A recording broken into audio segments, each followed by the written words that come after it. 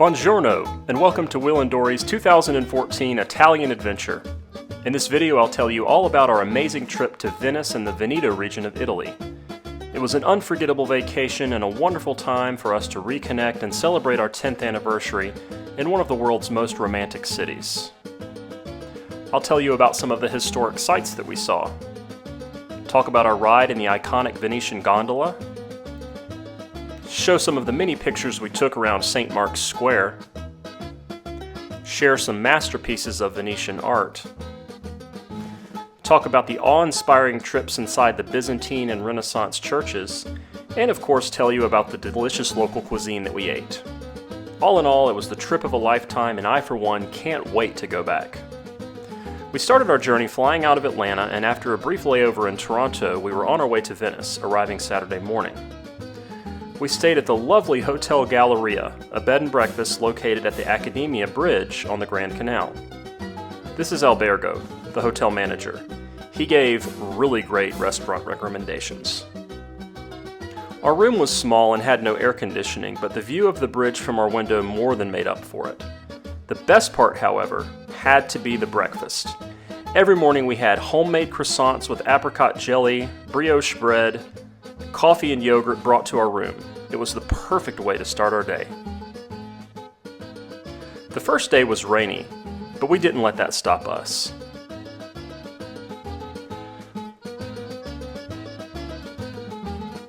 Our first stop was the Accademia Museum, just a stone's throw from our hotel. It housed some of the famous masterpieces of Venetian art from artists like Titian, Bellini, Tiepolo, and Tintoretto. Somehow I don't think I fit into the Last Supper.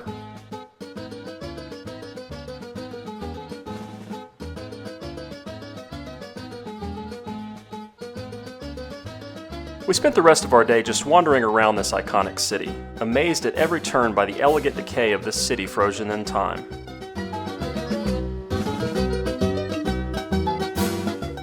That evening was the first of many trips to Piazza San Marco, or St. Mark's Square, the religious and political center of Venice, referred to by Napoleon as the drawing room of Europe. It houses St. Mark's Basilica, the Doge's Palace, and wonderful views of the canal. Needless to say, we were very happy to finally be here. Day 2 was our day to visit the outlying lagoon islands of Venice. It started with a walk through town, past the famous Rialto Bridge, and some of the back streets of town. We couldn't help but stop and ogle the tasty treats in the windows of the shops along the way. Most of the public transportation is done on the Vaporetto, sort of a city bus on a boat. We managed to get turned around quite a lot on the Vaporetto. The first island we saw was San Michele, a beautiful cemetery where many of the Venetians are buried. From there we went to the island of Murano, an island famous for its glass making. The artisans of this small town used centuries-old techniques to make everything from glass chandeliers to jewelry. We toured the Murano Glass Museum and saw many ancient artifacts of Murano glass. We also saw a demonstration of how this glass is made. I wasn't technically supposed to be filming, hence the shaky and out-of-focus video. We then traveled to the lovely island of Burano, known for its brightly colored homes and lace making. The sun finally came out and we took full advantage. This is Paola. She is one of the town's lace makers and gave us a demonstration of her techniques. The lace in her shop was exquisite, showing true skill and craftsmanship. At the Lace Museum, we saw more examples of this fine needlework on display. Burano was beautiful, and I could show you many more pictures that we took, but I would be remiss if I didn't show you a picture of the world's best tiramisu that we ate there. I can still taste it now. Our last stop was at the sparsely populated island of Torcello, the oldest of the lagoon islands. It's famous for its cathedral, which dates to the 11th century and has a mosaic of the Last Judgment covering its west wall. It was on the island of Torcello, however, where I happened to leave my wallet accidentally at the Vaporetto stop. Here's a picture of me with the police report I filled out. Since the detective I spoke to spoke virtually no English, it describes me as a, quote, self-styled American from the Republic of Georgia.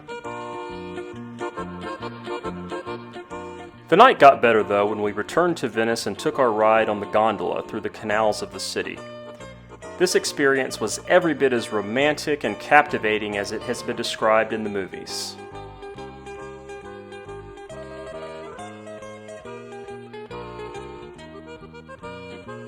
The experience, however, did not stop our gondolier from texting while paddling. We ended our night where else but St. Mark's Square, listening to the sounds of the dueling orchestras fill the night air. Day 3 started with a tour of the Carrera Museum on St. Mark's Square, which covered some of the art and history of Venice.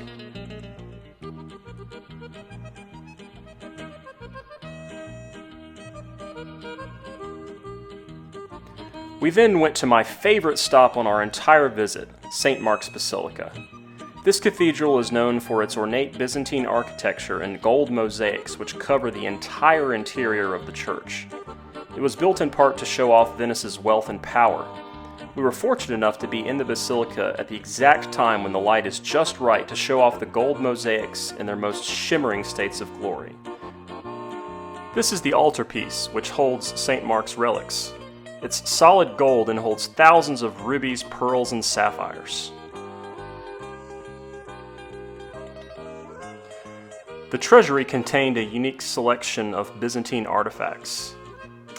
Going upstairs at the basilica gave us great views of the square and the bell tower. It's a bit faster, yes. We also saw the 4 bronze horses, famous treasures of war dating to before Christ.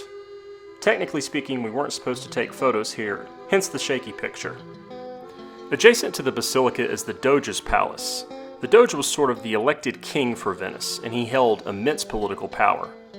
This is the grand staircase to his palace. It's difficult to describe just how opulent this place was.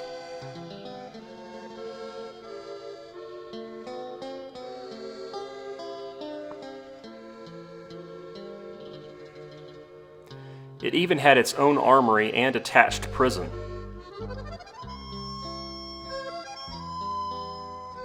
This is a walk across the Bridge of Sighs, where prisoners would sigh as they got their last view of Venice before going to a life in the dreary prison.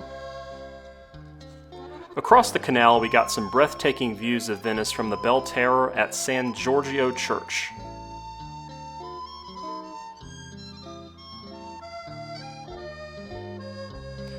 We finished this busy day with a trip to the Peggy Guggenheim collection, where we saw modern art pieces by Picasso, Pollock, and others owned by this eccentric American heiress.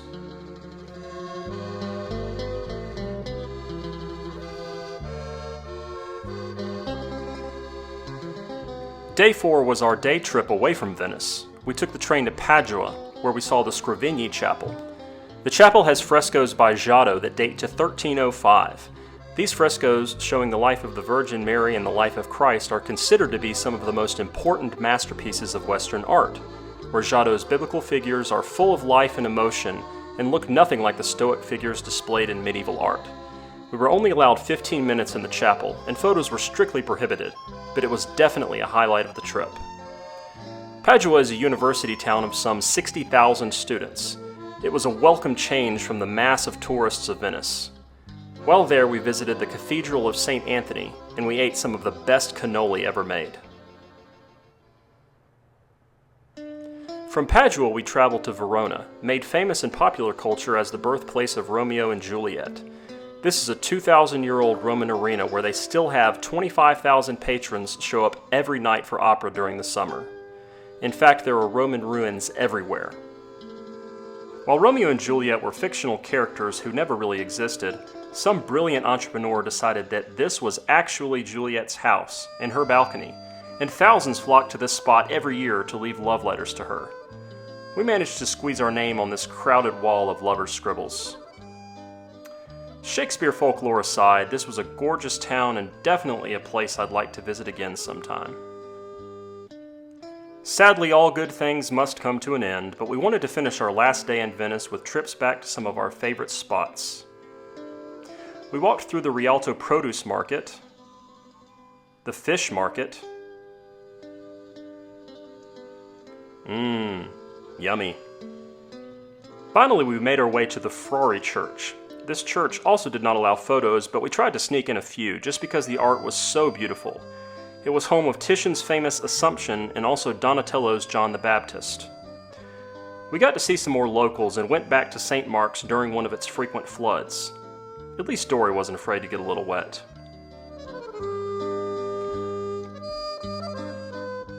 Our last site was the posh Ca' Rezzonico, where we got to see how the rich and fabulous lived their lives in Venice in the 16th century. It looked more or less like our house.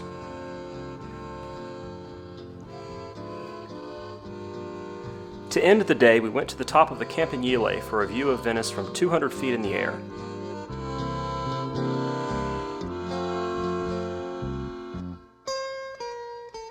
Our evening meal was at the Hotel Monaco, where we overlooked the Grand Canal at the gondola stop and dined on more of Venice's delicious delicacies.